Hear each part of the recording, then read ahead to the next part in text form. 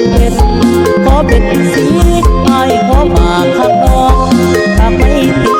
โปรดสงสารปานนี้อย่าเห็นใจไอ้นี่จากบ้านนามาหาน้องหวังปากของความรักให้สดใสยันแต่น้องคนนี้บ่เห็นใจที่ว่าอยากโดนคนบ่มีไอ้จะหาเงินทองไปขอแต่งกระดองแทงไอ้ก็สิไปขอให้น้องคนดีตาต่อ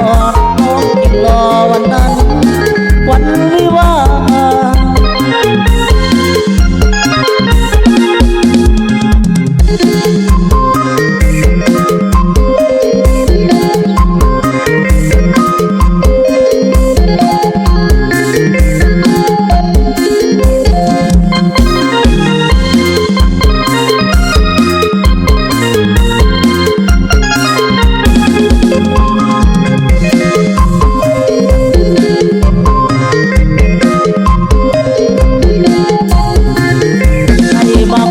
คนงาม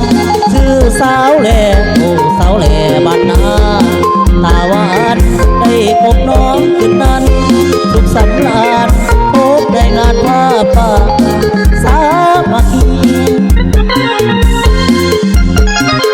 โอ้สาวแหล่บ้านนาเจ้าสวยเด่นดังปาจันวันเพ็ญขอเป็นสีให้ขอฝากรักน้องฝากไม่ตีโปรดสงสารปานนี้ได้เห็นใจไอ้จากบ้านนามาหาน้องหวังปากของความรักให้สดใสยันแต่น้องคนนี้บ่เห็นใจที่ว่าอยากโดนคนบ่มีไอ้จะหาเงินทองไปขอแต่งกระดองแพงไอ้ขอสิไปขอให้น้องคนดีตาหล่อ